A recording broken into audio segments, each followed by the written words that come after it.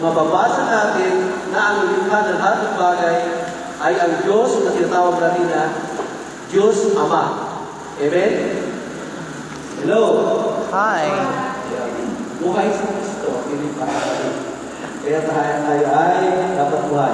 So Diyos na kilala natin siya. Walang debate doon. Kilala natin ang Diyos bilang Diyos Ama.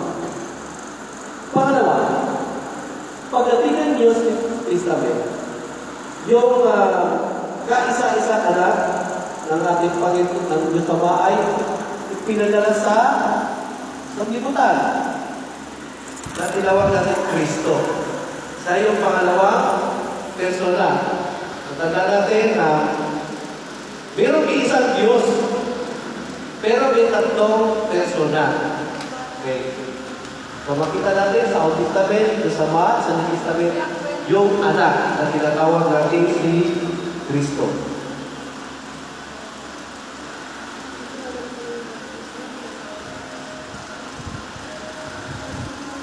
Ang pangatlo, nung si Kristo ay umakyat sa langit, ano ang gagawin ng mga apostoles? Hindi na nila kasama si Kristo. Kaya ang ginawa natin Panginoon ay ipinadala ang Espiritu Santo. Kaya lang, wala siyang wala siyang form. Pero pagkahirap niya unawain. So, tingnan natin. So, ang kumikilos sa panahon ngayon ay ang Espiritu Santo.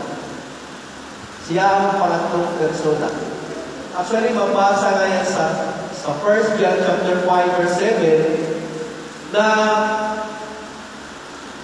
ang tatlo na to, ang dugo, ang tubig, at saka yung apoy ay nagkakaisa.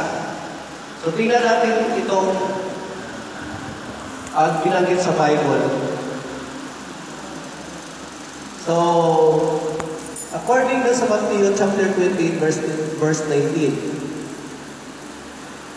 bautismuhan niyo sila sa ngalan ng Ama, Anak, at ng Espiritu Santo. So, tatlo yung nakita natin.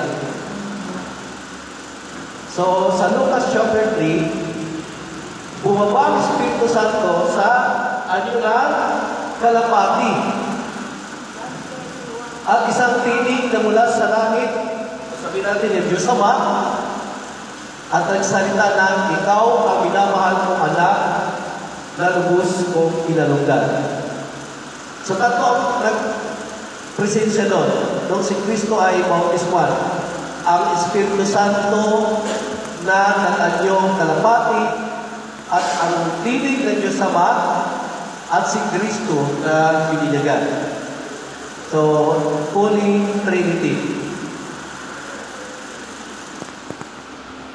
So, nakita natin na tatlo ang persona sa isang Diyos. So, pag sinabi na ang Katoliko ay tatlong Diyos, so, hindi yan totoo. Kasi, halimbawa kami, sa pamilya namin, asawa ko at anak ko at ako. Di mo naman matawag na tatlong pamilya kami. Kundi isang pamilya.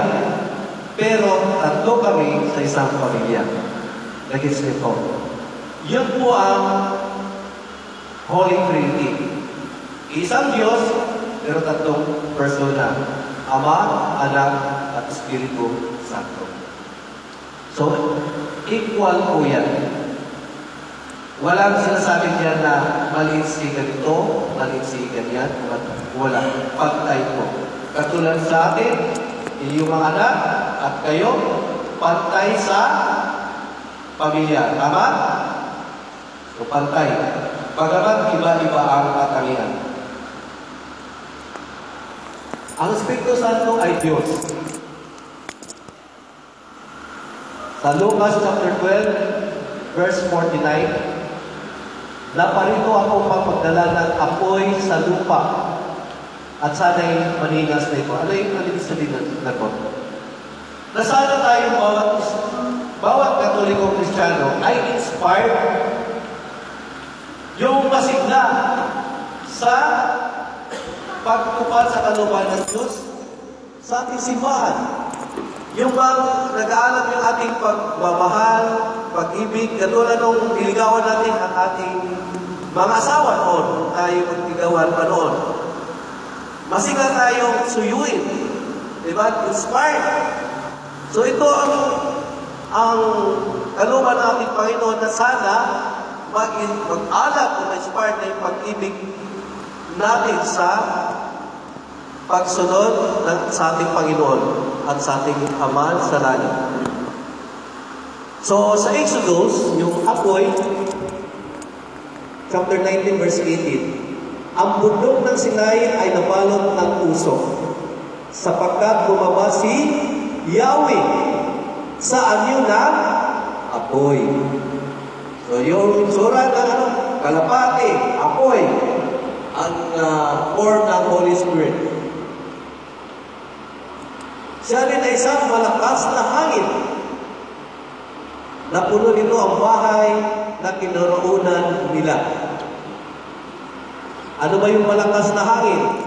Ano ibig sabihin yan? Sa Genesis chapter 1, verse 2 hanggang 3. Ang lupa ay wala pang hugis o anyo.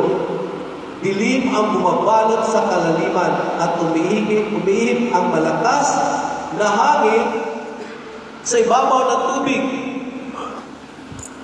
Sinabi ng Diyos pagkaroon ng liwanag. So siya yung nagsalita.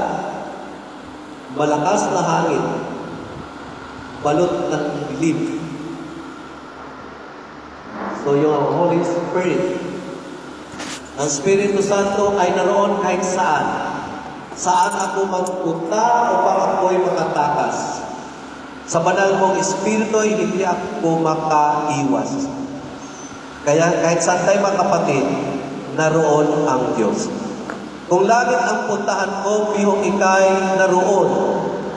Sa Sion o sa kamatayan ay naroon ka kung doon ako nanganganto. Minsan ang anak ko, nagtanong, tayo paano pakinggan ng Diyos na bilyon ang tao sa buong mundo, paano mapakinggan ng Diyos ang lahat na yan kung sabay-sabay manalangin? Sabi ko, anak, ganito lang yan. Ang tao ay nabubuhay sa hangin. Pag walang hangin, patay.